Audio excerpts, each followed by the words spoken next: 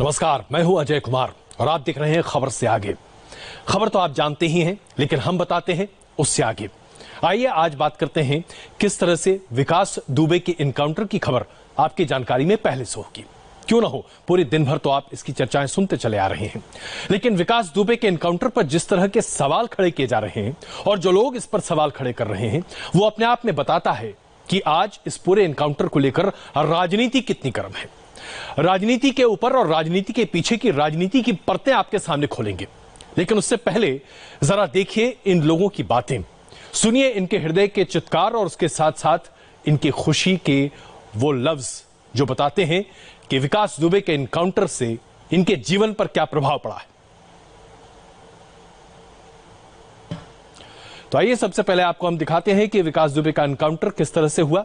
इसकी खबर आपके सामने भली भांति सामने होगी, तो हमने सबसे पहले आपके सामने यही रखा है कि क्या है एनकाउंटर पर लेकर लोगों की राय। विकास दुबे एक अपराधी है, इसमें कहीं कोई शक नहीं है। ये जिस तरह से उसका एनकाउंटर हुआ, इसकी तस्वीरें भी आपके सामने हैं। हम ये बाइट्स आपके सामने प्रस्तुत कर रहे हैं, देखिए लोगों ने क्या कहा। बहुत अच्छा किया है और न्याय मिला है। जो हमारे बेटे मारे थे वो मर गया, अब उससे आगे हम कुछ नहीं कहेंगे और हमें शांति मिली है। उसे तो मरना ही था बस। हाँ, न्याय मिल गया साहब। उत्तर प्रदेश सरकार ने अच्छा किया है और उत्तर प्रदेश की पुलिस ने बहादुरी दिखाई है और ऐसी बहादुरी दिखाते रहेंगे और दिखाएंगे। न्याय मिल गया हमको। पुलिस के इंसाफ से आप संतुष्ट हैं? संतुष्ट हैं। इसका एनकाउंटर हो गया है और जो राज्य सरकार कार्य कर रही है, मैं उसके कार्य से बहुत संतुष्ट हूँ। जो अपराधी था, जो हम चाह रहे थे कि हमारे भैया कोई ऐसा किया है, उसका परिणाम मिले, आज यही हुआ। जो अपराधी हुआ वो मारा गया। आमतौर पर जब हमारी क्षति बहुत निजी होती है तो दिल से ये चित्कार उठती है कि खून का बदला खून। स्वाभाविक है, इंसान है, ये तमाम बातें होती ही हैं। न तो कानून की नजर में सही है और न ही भारतीय संस्कृति का ये परिचायक है। लेकिन जब राजनीति से जुड़े लोग सस्ती लोकप्रियता या सियासी फायदे के लिए सुर्खियां बटोरने की कोशिश करते हैं और अपने आप को पाक साफ दिखाने की कोशिश में सवाल उठाने लगते हैं, तब ये लगता है कि क्या जब खुद उनके शासनकाल में एनकाउंटर हो रही थी तो क्या उन्होंने अपनी बातों को कुछ कहा। सैकड़ों एनकाउंटर ऐसे हुए हैं, तो आज सवाल यह उठता है कि विकास दुबे के एनकाउंटर पर इतना सियासी बवाल क्यों मचा हुआ है। सबसे पहले देखिए प्रियंका गांधी वाड्रा ने किस तरह से इस पर अपनी राय सामने रखी। ट्विटर पर उन्होंने कहा, अपराधी का अंत हो गया, अपराध और उसको संरक्षण देने वाले लोग का क्या होगा। अखिलेश यादव की तरफ से ट्विटर पर सामने आया, दरअसल ये कार नहीं पलटी है, राज खुलने से सरकार पलटने से बचाई गई है। मायावती का ट्विटर आया, कानपुर पुलिस हत्याकांड की तथ्य और उसके साथ साथ मुख्य आरोपी दुर्दांत विकास दुबे को मध्य प्रदेश से कानपुर लाते समय आज पुलिस की गाड़ी के पलटने व उसके भागने पर उत्तर प्रदेश पुलिस द्वारा उसे मार गिराए जाने आदि के समस्त मामलों की माननीय सुप्रीम कोर्ट की निगरानी में निष्पक्ष जांच कराई जाए। उन्होंने एक और ट्वीट किया जिसमें उन्होंने लिखा, यह उच्च स्तरीय जांच इसलिए भी जरूरी है ताकि कानपुर नरसंहार के शहीद हुए 8 पुलिस कर्मियों के परिवार वालों को इंसाफ मिल सके। साथ ही पुलिस व आपराधिक और राजनीतिक तत्वों के गठजोड़ की तमाम बातों को भी सामने रखा जा सके। ऐसे कदमों से ही उत्तर प्रदेश अपराध मुक्त हो सकता है। उसके बाद दिग्विजय सिंह, जो कि कांग्रेस के बड़े ही मोटर माउथ कहे जाते हैं नेता हैं, उनका बयान सामने आया।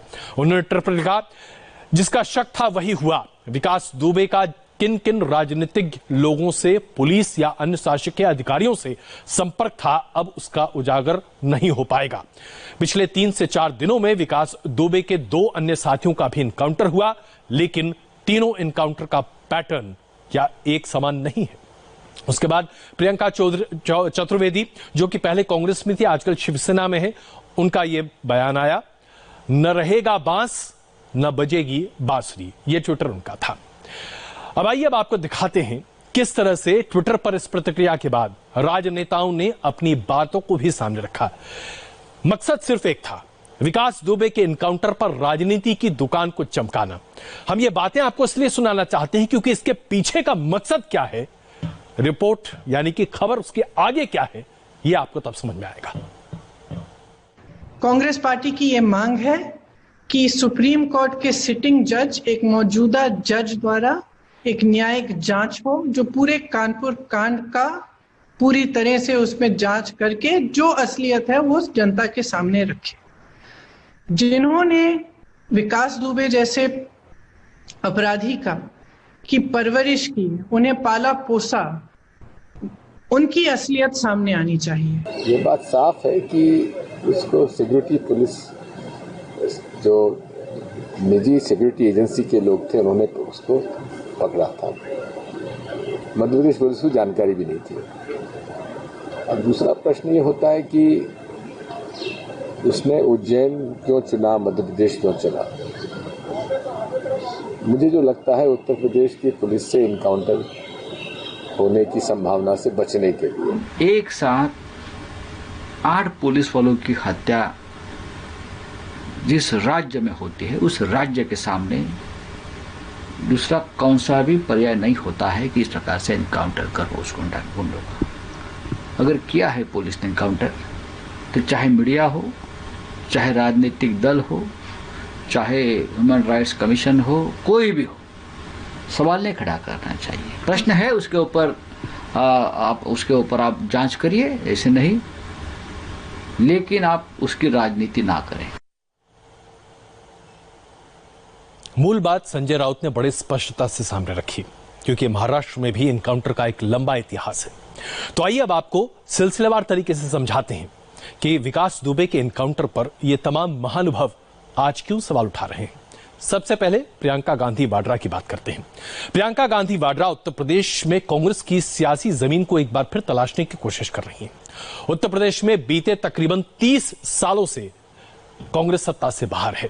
प्रियंका गांधी उत्तर प्रदेश में कांग्रेस को एक बार फिर सत्ता मिलाना चाहती हैं और उसकी जिम्मेदारी उन्होंने अपने कंधों पर ली है। जाहिर सी बात है, प्रियंका गांधी का यह उद्गार ठीक उसी दिशा में है। दूसरा बड़ा नाम है उत्तर प्रदेश के पूर्व मुख्यमंत्री अखिलेश यादव। समाजवादी पार्टी को अपने पूरे कंधे पर लेकर चल रहे हैं, एक बार फिर सत्ता में लौटना चाहते हैं। पिछले विधानसभा में भारतीय जनता पार्टी से शिकस्त हासिल कर चुके हैं, समाजवादी पार्टी के अस्तित्व की लड़ाई लड़ रहे हैं। तीसरे बड़े नेता जिनकी बातों को हमने आपके सामने रखा, बीएसपी के प्रमुख मायावती 2 बार विधानसभा चुनाव हार चुकी हैं। अगला चुनाव अगर वो फिर हार गई तो उनके पार्टी का अस्तित्व ही खत्म होता हुआ दिखाई देगा, पार्टी पूरी तरीके से टूटती हुई दिखाई देगी। राजनीति का कोई अवसर वो छोड़ना नहीं चाहती ताकि किसी भी कीमत पर वापस आ सके सत्ता में। चौथा व्यक्ति दिग्विजय सिंह। दिग्विजय सिंह के बारे में जितना कहा जाए कम है।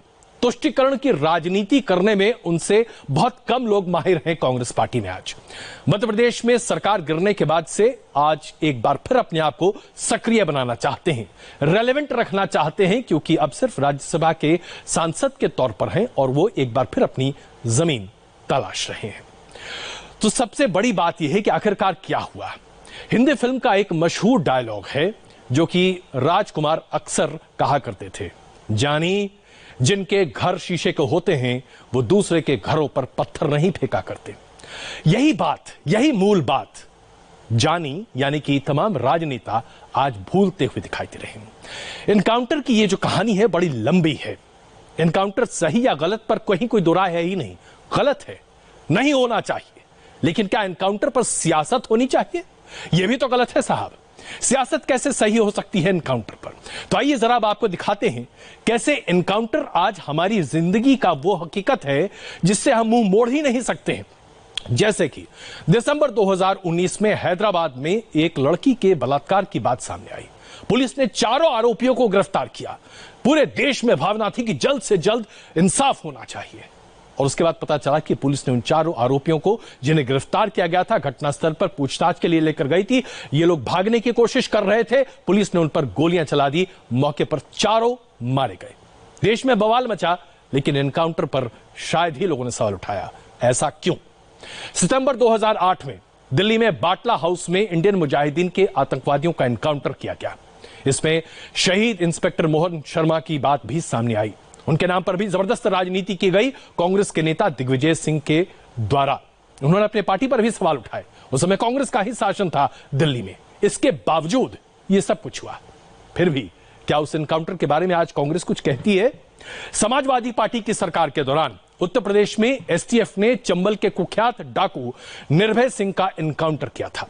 निर्भय सिंह का दावा था कि उसने उस वक्त के मुख्यमंत्री मुलायम सिंह यादव, जो कि समाजवादी पार्टी के मुखिया हैं, उनके साथ अच्छे संबंध होने के साथ साथ उन्हें सोने का मुकुट पहनाया था। इस बात से सत्ता और अपराधी के संबंधों को भी सामने रखने में बहुत मजबूती मिली थी। लेकिन निर्भय सिंह का एनकाउंटर किया गया। अखिलेश यादव जब मुख्यमंत्री थे तो कहा जाता था कि उत्तर प्रदेश में दम है लेकिन अपराध कम है। ऐसा कहां हो पाया? हम सब जानते हैं कि उत्तर प्रदेश में उस वक्त भी कितने बड़े पैमाने पर एनकाउंटर हुआ करता था। जुलाई 2007 में जब मायावती की सरकार थी, तब उत्तर प्रदेश के सबसे खूंखार डकैत शिव कुमार पटेल उर्फ ददुआ का एनकाउंटर किया गया था। तब भी एनकाउंटर के तरीके पर सवाल उठाया गया था। 22 जुलाई 2007 से ठीक एक साल बाद 4 अगस्त 2008 को उत्तर प्रदेश एसटीएफ की उसी टीम ने ठोकिया को उसी के गांव में एनकाउंटर के जरिए साफ खत्म कर दिया था। एसटीएफ की तत्कालीन अमिताभ यश, जिन्होंने ददुआ का भी एनकाउंटर किया था, उनकी टीम ने ठोकिया से अपने जवानों की शहादत का बदला लिया था। बीहड़ में से एक और आतंक का खात्मा किया गया था। इसके अलावा 1982 में महाराष्ट्र में कांग्रेस की सरकार के समय मुंबई पुलिस के तमाम लोग, उस समय एनकाउंटर स्पेशलिस्ट एक नया टर्म सामने आया था और गैंगस्टर्स का एनकाउंटर किया जाता था। एनकाउंटर स्पेशलिस्ट 70-80 लोगों को मार चुके थे, लेकिन उनके बारे में कोई बात नहीं होती थी। आत्मसमर्पण का मौका दिया ही नहीं जाता था। फायरिंग होती थी और लोगों का एनकाउंटर कर दिया जाता था। तो ये महाराष्ट्र की कहानी भी आपके सामने हमने रखी। अब आइए जरा मध्य प्रदेश की बात करते हैं। 2016 में भोपाल की सेंट्रल जेल से 30-31 अक्टूबर की दरमियान रात में 8 सिमी के आतंकी भागे। पहाड़ी पर उन्हें घेरा गया। पुलिस ने एनकाउंटर किया। पुलिस की दलील थी कि जेल से भागने के बाद आतंकियों को ढूंढा गया। जब उनमें से 2-3 लोगों ने फायरिंग करने की कोशिश की तो उन्हें मौत के घाट उतार दिया गया। ये तमाम एनकाउंटर की लिस्ट जो हमने आपके सामने रखी है, सिर्फ इसलिए कि राजनीतिक दल चाहे कोई भी हो, एनकाउंटर हर राजनीतिक दल के शासनकाल में हुआ है। आज एनकाउंटर पर सवाल क्यों उठाया जा रहा है? इसके साथ साथ एनकाउंटर पर हर समय पुलिस की बस जो दलील होती है वो यही होती है, अपराधी भागने की कोशिश कर रहा था, क्रॉस फायरिंग शुरू हो गई, ऐसे में हमारे पास कोई विकल्प नहीं था और फिर हमने फायरिंग कर दी। अब आइए आपको दिखाते हैं कि नेशनल ह्यूमन राइट्स कमीशन की रिपोर्ट जो बताती है कि साल 2000 से लेकर 2017 यानी कि 17 साल के दौरान देश में 1782 एनकाउंटर हुए, जिन्हें फर्जी कहा गया, फर्जी, जिसमें उत्तर प्रदेश में तकरीबन 45% तथाकथित फर्जी एनकाउंटर हुए, यानी कि 794 फर्जी एनकाउंटर। इस दौरान उत्तर प्रदेश में सबसे ज्यादा 9 साल समाजवादी पार्टी की सरकार रही और 5.5 साल मायावती का शासनकाल था। इसके बावजूद अपनी सियासत की दुकान चमकाने के लिए आज राजनेता अपने दिन भूल जाते हैं, अपने शासनकाल को भूल जाते हैं और आज जो एनकाउंटर हुआ है उस पर सवाल खड़े कर रहे हैं। हम ये नहीं कहना चाहते कि जो एनकाउंटर हुआ है वो सही है या गलत है। आइए अब आपको दिखाते हैं कि एनकाउंटर को लेकर सुप्रीम कोर्ट ने दरअसल क्या कहा है। सुप्रीम कोर्ट का बड़ा सीधा सा निर्देश है। सुप्रीम कोर्ट ये कहता है, 2014 में सुप्रीम कोर्ट ने एनकाउंटर पर बड़ा अहम फैसला देते हुए कहा था कि एनकाउंटर से जुड़ी जांच के गाइडलाइंस क्या है। सुप्रीम कोर्ट ने कहा था कि अगर एनकाउंटर के दौरान पुलिस को किसी वजह से गोली चलानी पड़ती है और कस्टडी में मौजूदा आरोपी की मृत्यु हो जाती है तो ऐसी हालात में एफआईआर दर्ज होनी चाहिए। इसकी छानबीन उस थाने की पुलिस को नहीं करनी चाहिए बल्कि किसी और थाने की पुलिस को करनी चाहिए। इसकी जांच सीआईडी या फिर दूसरी जांच एजेंसियों के द्वारा होनी चाहिए।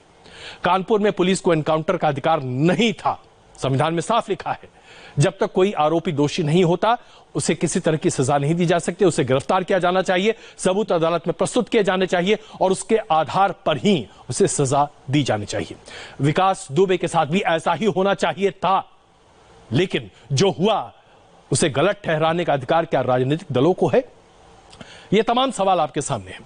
हो सकता है कि विकास दुबे को अगर अदालत के सामने प्रस्तुत किया जाता तो शायद उसे फांसी ही होती, क्योंकि जितने हत्या के मामले उसके ऊपर दर्ज हैं ये अपने आप में सब कुछ बताते हैं। विकास दुबे का एनकाउंटर पर जो सवाल उठ रहे हैं उसे भी समझना जरूरी है, क्योंकि आखिरकार ऐसा क्यों है कि विकास दुबे पर आज इतने सवाल उठ रहे हैं उसके एनकाउंटर पर। दरअसल जब उसे पकड़ा गया तो वो निहत्था था, उज्जैन में था।